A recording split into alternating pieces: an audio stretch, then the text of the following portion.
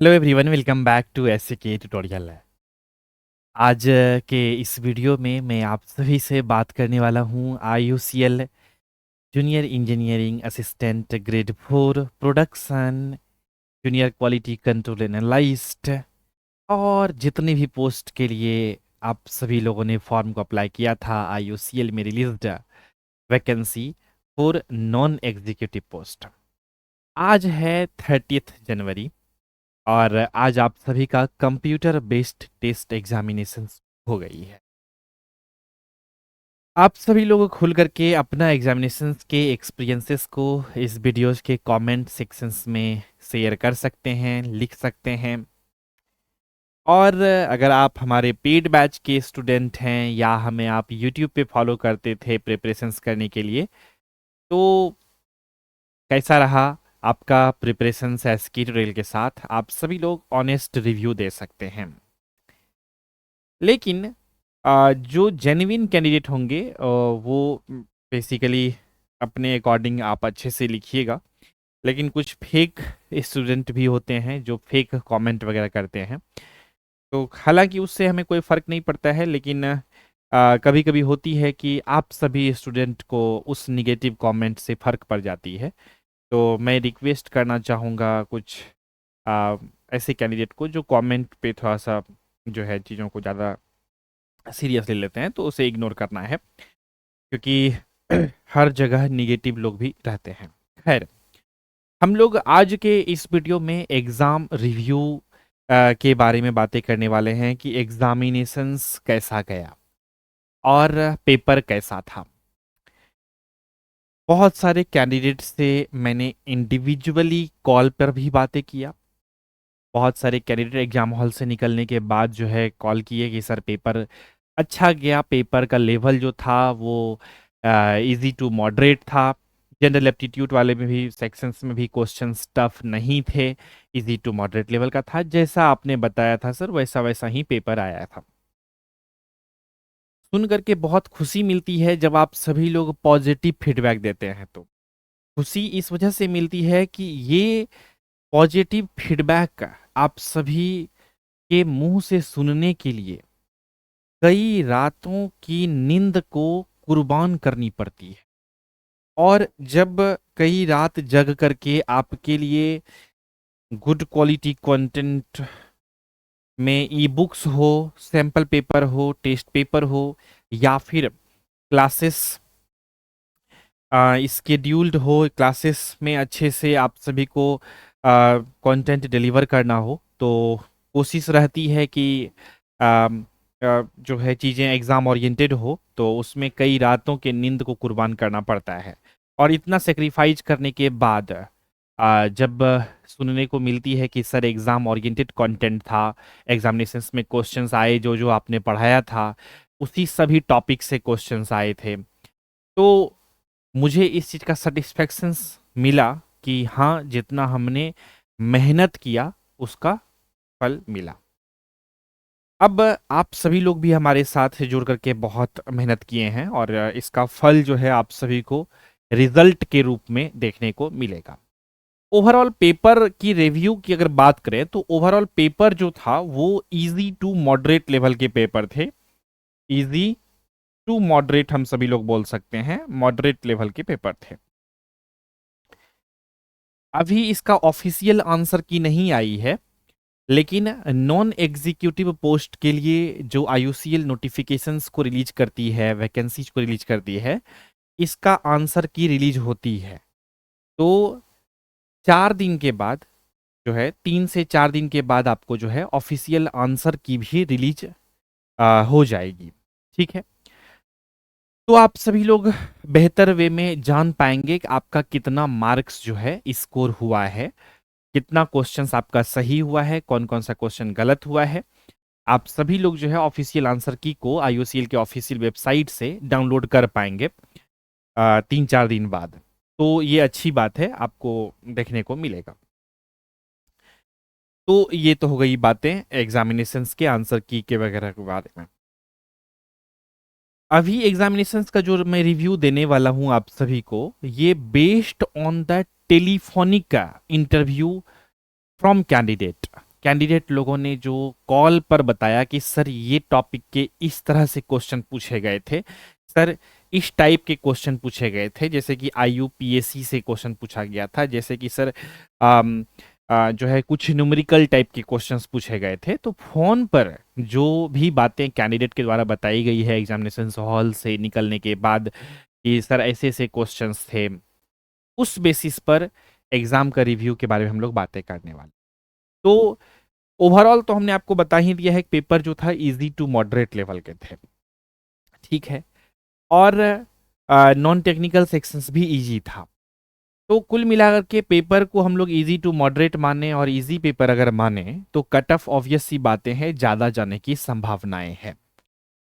और इस एग्जामिनेशंस में चूंकि निगेटिव मार्किंग नहीं थी, इस वजह से भी कट ऑफ आगे बढ़ने की संभावनाएं हैं। ऐसे तो कट ऑफ वगैरह सब प्रिडिक्ट करने पे मैं पर्सनली बिलीव नहीं करता हूँ, लेकिन मार्केट में चूंकि यूट्यूब की दुनिया में कट ऑफ वाले वीडियोज एग्ज़ाम होने से पहले आ जाती है, तो कुछ कैंडिडेट इस तरह की वीडियोस को देखना पसंद करते हैं। तो हमें भी मजबूरी में एक दो वीडियोस पब्लिश करना होता है कट ऑफ के बारे में भी, और बातें करनी होती है। लेकिन इतना मैं आप सभी को बता सकता हूँ कि मैं कट ऑफ के बारे में भी जो बातें करूँगा वो हवा में बातें नहीं करूँगा, कुछ एविडेंस के साथ बातें करूँगा, कुछ जो चीज़ें हैं पॉइंट्स के साथ बातें करूँगा, ताकि कुछ चीज़ें आप एज्यूम कर सकें सही ढंग से, ऑथेंटिक वे में। देखिए, जूनियर इंजीनियरिंग असिस्टेंट ग्रेड 4 के लिए अलग अलग पोस्ट के लिए जो है एग्जामिनेशंस हुई है। पावर एंड यूटिलिटी भी एक पोस्ट था, और ऑपरेशन एंड मैनेजमेंट भी एक पोस्ट है, और भी इसमें पोस्ट है, इलेक्ट्रिकल का है, इलेक्ट्रिकल इंजीनियरिंग मान लेते हैं, इसे शॉर्ट में मैं लिख देता हूँ, इंस्ट्रूमेंटेशन का था, इसी तरह से, ठीक है। तो यहाँ पर हमने जो है जेईए ग्रेड 4 प्रोडक्शन लिखा है, इसका जो कट ऑफ जाने की पॉसिबिलिटी है बेस्ड ऑन द कैंडिडेट के रिव्यू के बेसिस पे, वो 100 मार्क्स में 85 से 90 मार्क्स के बीच रहने की पॉसिबिलिटी है, अनरिजर्व्ड कैटेगरी का, ठीक है। तो इसी के आसपास मार्क्स जो रहेंगे कट ऑफ का। अब थोड़ा सा यहाँ पर मैं बात करना चाहूँगा कि जितने भी पोस्ट के लिए वैकेंसीज आई है आईओसीएल में नॉन एग्जीक्यूटिव पोस्ट के लिए, सभी पोस्ट के लिए कंप्यूटर बेस्ड टेस्ट एग्जामिनेशंस के मार्क्स के बेसिस पर ही डायरेक्ट सिलेक्शंस नहीं होगी। एक और स्टेज है, हम सभी लोग जानते हैं, जिसे हम सभी लोग बोलते हैं एसपीपीटी टेस्ट है, एसपीपीटी टेस्ट, ठीक है। तो जो भी candidate computer based test marks के स्कोर के बेसिस पे या मार्क्स के बेसिस पे शॉर्टलिस्ट होंगे, उन सभी को बुलाया जाएगा एसपीपीटी टेस्ट के लिए। सर ये एसपीपीटी टेस्ट क्या है, सिंपल तरीका से समझा दीजिए। तो इसका मतलब है skill physical and proficiency test. फिर से मैं रिपीट कर देता हूं, skill physical and proficiency test. आसान शब्दों में कहें तो ये एक प्रकार का ट्रेड टेस्ट या स्किल टेस्ट होती है। अब सभी पोस्ट के लिए हमने चूंकि बोला है, तो टेक्निकल पोस्ट के लिए तो हमें समझ में आती है कि स्किल टेस्ट कैसे होंगे, किस प्रकार से होंगे। अगर आपने डिप्लोमा इन केमिकल इंजीनियरिंग किया हुआ है या फिर डिप्लोमा इन इलेक्ट्रिकल इंजीनियरिंग किया हुआ है, तो समझ में आती है कि कैसे होगा स्किल टेस्ट। लेकिन junior quality control analyst post जो है, यानी कि क्यूसी पोस्ट जो है, इसके लिए समझ में नहीं आती है कि मैं केमिस्ट्री बैकग्राउंड से हूं सर, इसके लिए एसपीपीटी टेस्ट कैसे होंगे। तो बिल्कुल भी आपको घबराने की आवश्यकता नहीं है, आपका भी एसपीपीटी टेस्ट होंगे, लेकिन किस प्रकार से होंगे इसके बारे में हम लोग डिटेल में बातें करेंगे किसी और सेपरेट वीडियो में। तो सभी पोस्ट के लिए होने वाले हैं skill physical and proficiency test. तो जो भी कैंडिडेट का मार्क्स जो है अच्छा है, या जिनका भी एग्जाम अच्छा गया है, एग्जाम के में पेपर देने के बाद ये क्लियरिटी मिल जाती है, ये समझ में आ जाती है कि मेरा पेपर कैसा गया है। तो अगर आप कॉन्फिडेंट हैं कि हाँ मेरा पेपर अच्छा गया है, तो आप जो है एसपीपीटी टेस्ट की तैयारी की शुरुआत कर सकते हैं। आज से ही कर सकते हैं अगर चाहें तो। ऐसे बहुत ज़्यादा कुछ इसमें पढ़ने की आवश्यकता नहीं होती है। बेसिक सी चीज़ें होती है, आपका नॉर्मल स्किल टेस्ट होता है, डॉक्यूमेंट वेरिफिकेशंस होती है, और उसमें कंप्लीट रूप से आप सभी चीज़ों को समझ सकते हैं। एसपीपीटी टेस्ट के लिए के प्रिपरेशंस करने के लिए भी, कराने के लिए भी हम लोग जो है आप सभी के लिए कंप्लीट एक बैच लाए हैं। उस बैच में आप सभी लोग इनरोलमेंट लेकर के अच्छे से एसपीपीटी टेस्ट की तैयारी कर सकते हैं। आप किसी भी पोस्ट के लिए फॉर्म को अप्लाई किए हों, एसपीपीटी टेस्ट में कुछ स्टेप्स ऐसे होते हैं जो सभी पोस्ट के लिए कॉमन होते हैं। सिर्फ टेक्निकल और क्वेश्चन वगैरह सब जो पूछी जाती है वो आपका पोस्ट स्पेसिफिक पूछी जाती है, वो सभी चीजें हम लोग डिटेल में बातें करेंगे। ठीक है, तो हम लोग का आज का इस लाइव सेशंस का ये टॉपिक नहीं है कि एसपीपीटी टेस्ट कैसे होंगे, क्या होंगे, नहीं होंगे। आज का इस वीडियो का टॉपिक है कि एग्जाम कैसा गया ओवरऑल, और कट ऑफ कितने जा सकते हैं। तो कट ऑफ जो है प्रोडक्शंस वालों के इतना जा सकता है अनरिजर्व कैटेगरी वालों के लिए। जूनियर क्वालिटी कंट्रोल एनालिस्ट की अगर बात करें तो केमिस्ट्री में कुछ टॉपिक्स जैसे कि आईयूपीएससी वाला जो टॉपिक है, बहुत सारे कैंडिडेट का कहना है कि सर जो केमिस्ट्री में आपने टॉपिक को रिकमेंड किया है वही सब टॉपिक से बेसिकली जो है क्वेश्चंस आए हैं, लेकिन कुछ और टॉपिक्स को उसमें ऐड की जा सकती है। तो इस हिसाब से अगर देखें तो जो क्यूसीए का कट ऑफ जाने की संभावनाएं हैं, ये अनरिजर्व कैटेगरी का मैं बता रहा हूँ 70 से 75 मार्क्स तक का कट ऑफ जो है अनरिजर्व कैटेगरी की जाने की पॉसिबिलिटी है। ठीक है, थोड़ा बहुत 5 नंबर का आगे पीछे भी हो सकता है, प्लस माइनस, इसको आप एज्यूम करके चलिएगा हर एक मार्क्स जो भी मैं बता रहा हूं। ठीक है, क्लियर हो गई बातें। Power and utility of operation management की बात करें तो यहां पर इसका जो कट ऑफ जाने की संभावनाएं हैं वो लगभग में आपका यही 72 से 75 के बीच में रहने की पॉसिबिलिटी है। ठीक है, प्लस माइनस आप 5 एज्यूम करके चल सकते हैं। एज इट इज आप इसमें भी एज्यूम करके चल सकते हैं, क्योंकि इसमें थियोरेटिकल न्यूमेरिकल दोनों तरह के क्वेश्चंस आपको देखने को मिला था। तो ये एक बेसिक कट ऑफ है, ऑफिशियल नहीं है। ठीक है, और बहुत ही क्लियरिटी के साथ मैं फिर से रिपीट कर रहा हूँ, 3 से 4 दिन के बाद आंसर की ऑफिशियली जब रिलीज हो जाएगी तो आपको अच्छे से पता भी चल जाएगा कि आपका कितना क्वेश्चन सही हुआ है, कौन कौन सा क्वेश्चन गलत हुआ है, और आपके कितने मार्क्स स्कोर हुए हैं। इन सभी चीजों को आप बेहतर ढंग से समझ पाएंगे। क्लियर हो गई बातें? ठीक है, तो ये हो गई बेसिक कट ऑफ की बातें। और एग्जाम रिव्यू के बारे में अगर बातें करें तो एग्जाम जो है ओवरऑल मैक्सिमम कैंडिडेट का अच्छा गया है, और जिन भी कैंडिडेट का एग्जामिनेशन अच्छा नहीं गया है उन सभी कैंडिडेट से हमारा एक छोटा सा रिक्वेस्ट है कि आप सभी लोग जो है और सभी पीएसयू एग्जामिनेशंस की तैयारी कर सकते हैं हमारे साथ जुड़ करके पीएसयू क्रैकर्स बैच में। पीएसयू क्रैकर्स बैच में कौन कौन से कैंडिडेट जुड़ सकते हैं, थोड़ा सा एक बार मैं रिपीट कर देता हूं। जो भी कैंडिडेट बीएससी या फिर एमएससी केमिस्ट्री से किए हुए हैं वो सभी कैंडिडेट जो है जुड़ सकते हैं हमारे साथ पीएसयू क्रैकर्स बैच में।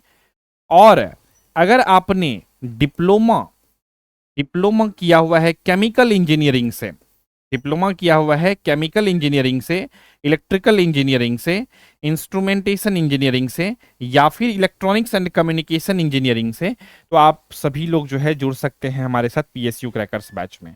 या फिर आपने बीई बीटेक भी किया हुआ है इन सभी ब्रांच में से, तो भी आप जुड़ सकते हैं हमारे साथ पीएसयू क्रैकर्स बैच में। अब सवाल ये उठता है कि सर ये पीएसयू क्रैकर्स बैच है क्या, और हमें क्यों ज्वाइन करना चाहिए ये बैच। देखिए, ये जो बैच है ये आपको इस वजह से ज्वाइन करना चाहिए क्योंकि ये ऑल इन वन बैच है। मतलब क्या सर? मतलब ये कि ये एक ऐसा बैच है जो आप इस बैच में अगर आप इनरोलमेंट ले लेते हैं तो आपको सरकारी इंजीनियर यानी कि government job, technical government job का प्रिपरेशन करने के लिए दोबारा कहीं पर भी ऑनलाइन कोचिंग खरीदने की, लेने की आवश्यकता नहीं पड़ेगी। क्यों नहीं पड़ेगी? क्योंकि इस बैच में आपको पूरा कंप्लीट रूप से डिटेल में आपके सब्जेक्ट और नॉन टेक्निकल सेक्शंस को डिटेल में पढ़ाई जाती है। अगर आप इस बैच में जुड़ करके अच्छे से तैयारी कर लेते हैं एक बार अच्छे से, तो आप इंडिया के किसी भी टेक्निकल एग्जामिनेशंस में बैठ करके एग्जामिनेशंस दे सकते हैं, और अगर तैयारी ईमानदारी से किए हैं तो सिलेक्शंस भी आप ले सकते हैं। तो ये ऑल इन वन बैच। और इस बैच की खास बात ये भी है कि ये आती है आपका अनलिमिटेड वैलिडिटी के साथ है। अनलिमिटेड वैलिडिटी के साथ मतलब क्या सर? मतलब इसका जो वैलिडिटी रहेगी तब तक आपका वैलिडिटी स्टार्ट रहेगा इस बैच का, जब तक कि आपका सिलेक्शंस नहीं हो जाता है। मतलब आपको बार बार बैच खरीदने के चक्कर में नहीं पड़ना है, और एक ही बैच से आप टेक्निकल भी पूरा कंप्लीट पढ़ सकते हैं और नॉन टेक्निकल भी पूरा कंप्लीट रूप से पढ़ सकते हैं। इसीलिए ये बैच जो है मैक्सिमम स्टूडेंट प्रेफर करते हैं लेना, ठीक है। और कॉलेज गोइंग स्टूडेंट के लिए भी ये बैच जो है फेवरेट होती है, क्योंकि कॉलेज के साथ कॉलेज भी जा रहे होते हैं और पीएसयू एग्जामिनेशंस की तैयारी भी कर रहे होते हैं, ठीक है।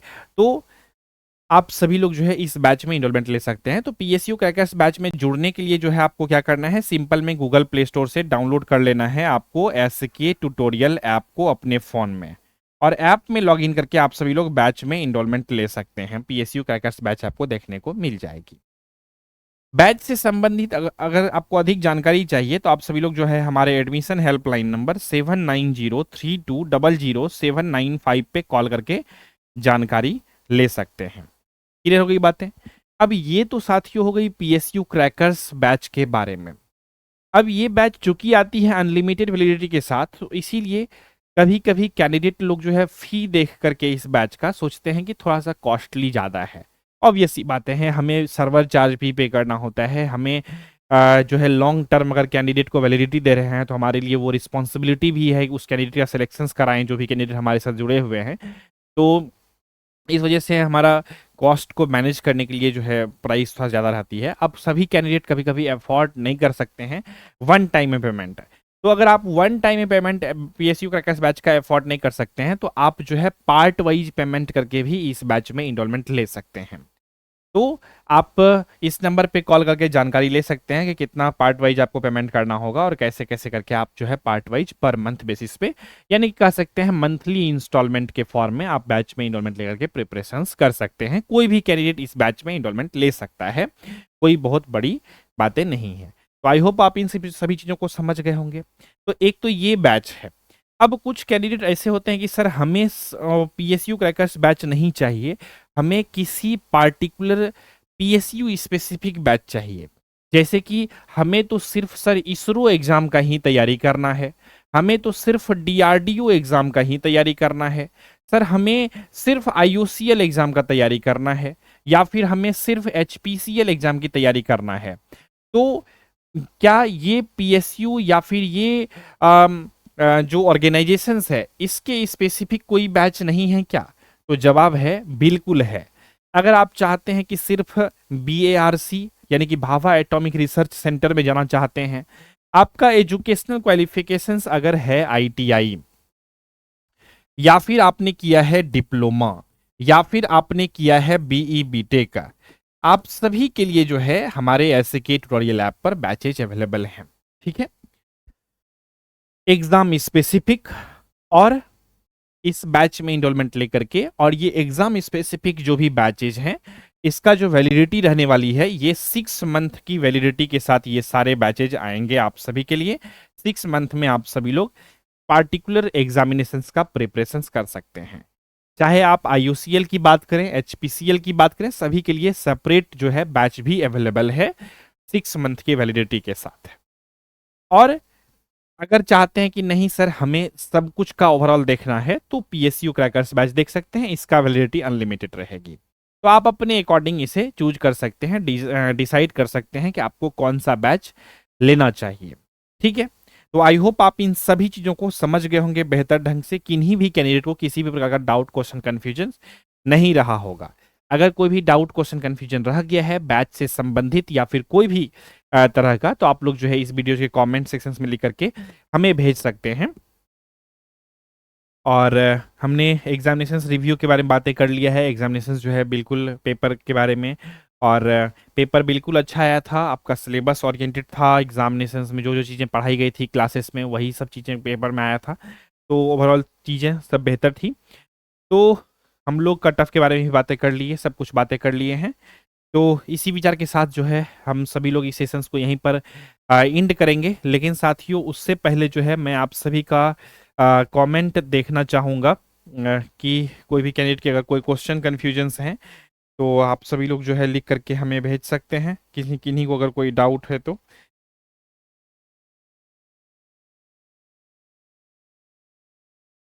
एक कैंडिडेट लिखते हैं कि 75-81 के आसपास, बिल्कुल ठीक है। गुजरात का कट ऑफ प्रोडक्शंस का क्या हो सकता है? अलग अलग यूनिट का अलग अलग कट ऑफ जाती है, तो आप 70-70 के आसपास, 70 से अबव अगर मार्क्स है तो मान के चल सकते हैं सिलेक्शंस के होप रख सकते हैं। ठीक है, क्लियर हो गई बातें?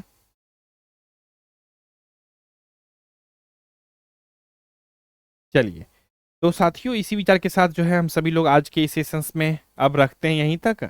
और जो भी कैंडिडेट तैयारी करना चाहते हैं पीएसयू एग्जामिनेशंस का या फिर ये पार्टिकुलर एग्जामिनेशंस का, तो then you can join in our batch on SK tutorial app. ठीक है, तो चलिए इसी विचार के साथ रखते हैं आज के इस एपिसोड में। बस इतना ही, मिलेंगे आप सभी से बहुत जल्द ही अगले एपिसोड में। तब तक के लिए नमस्कार, जय हिंद, वंदे मातरम।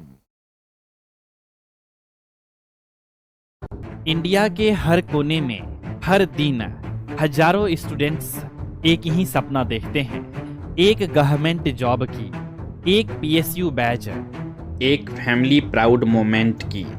लेकिन हर सपना तभी सच होता है जब मिलता है राइट डायरेक्शन। मैं हूं engineer Saurabh Kumar, founder and CEO of SK tutorial, और ये प्लेटफॉर्म सिर्फ एक कोचिंग नहीं, एक पीएसयू रिवॉल्यूशन है।